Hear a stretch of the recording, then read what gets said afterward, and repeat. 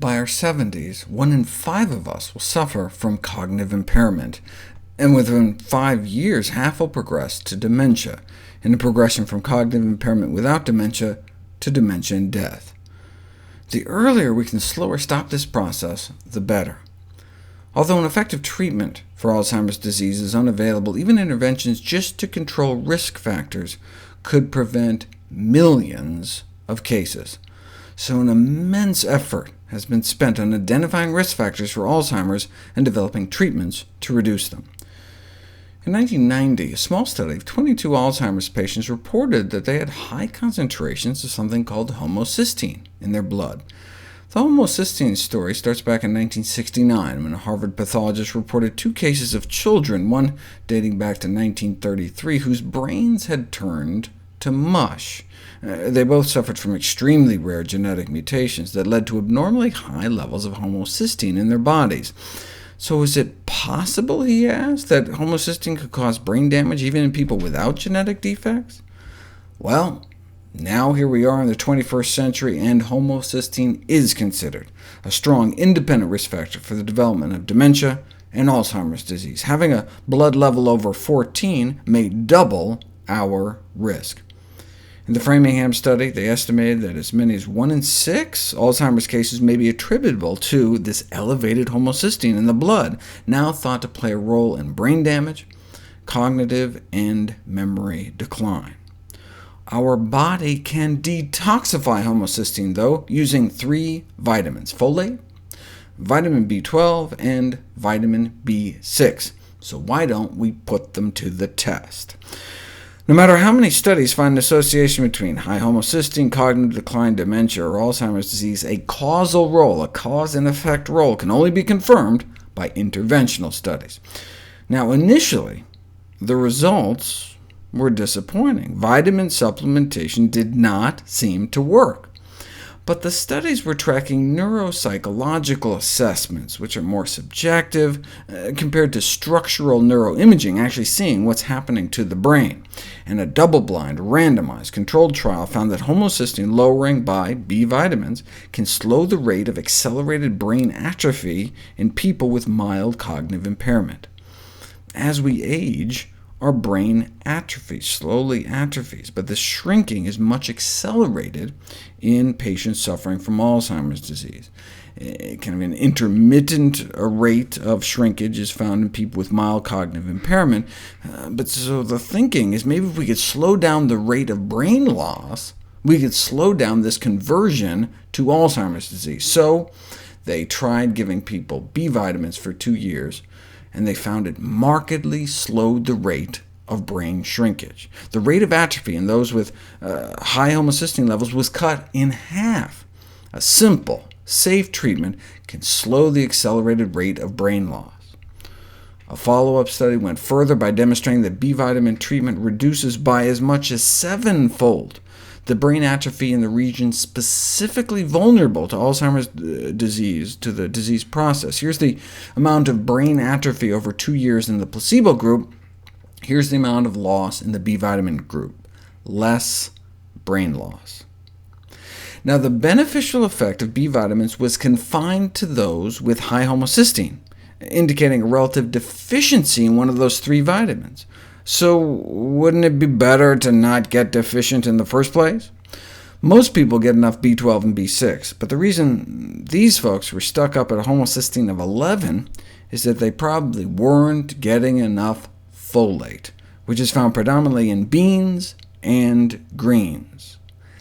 96% of Americans don't even make the minimum recommended amount of dark green leafy vegetables, the same pitiful number that don't eat the minimum recommendation for beans.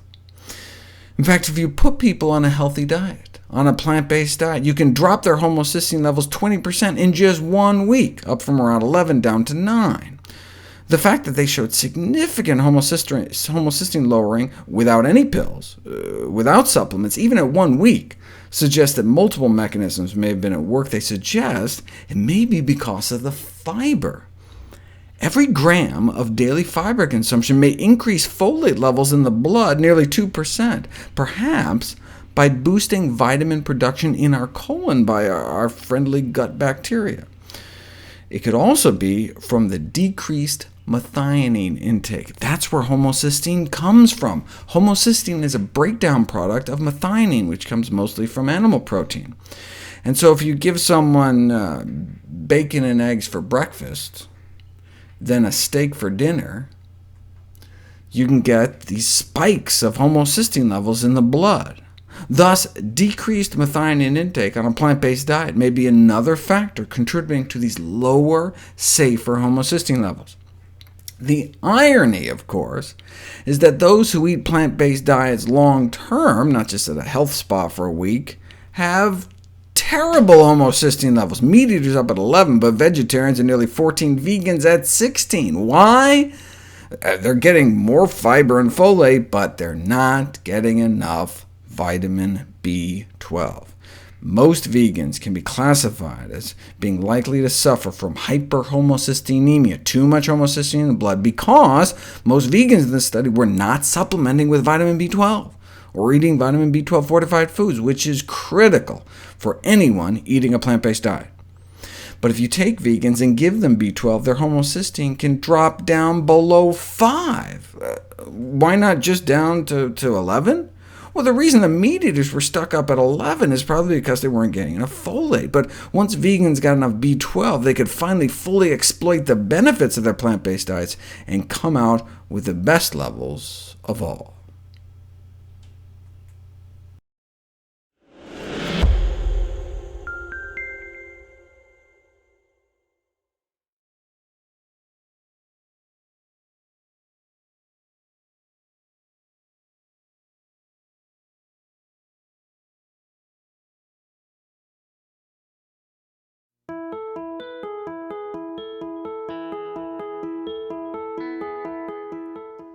From VOA Learning English, this is the Health Report.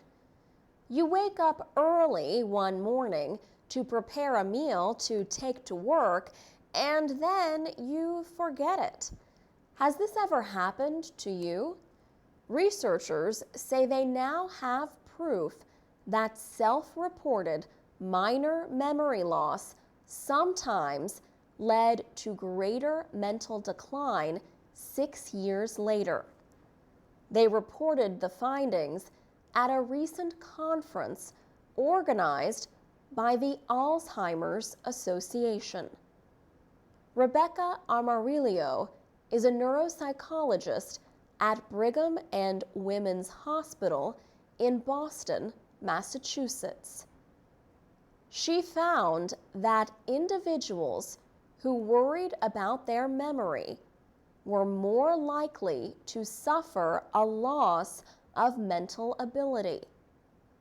Her research showed such persons were likely to have a protein called beta amyloid in the brain. Beta amyloid is suspected of being at least partly involved in Alzheimer's disease. Evidence that the disease develops for an unknown period of time before doctors recognize it is leading to a new area of study. It is called subjective cognitive decline. It involves people who sense that their memory and thinking skills are failing before others realize it.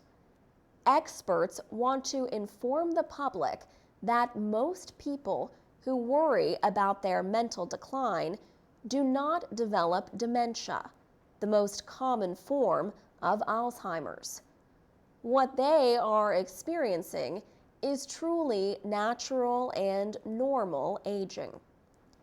Dr. Ronald Peterson is a member of the Alzheimer's Association National Board. He says people should be tested if they fear they might have the disease.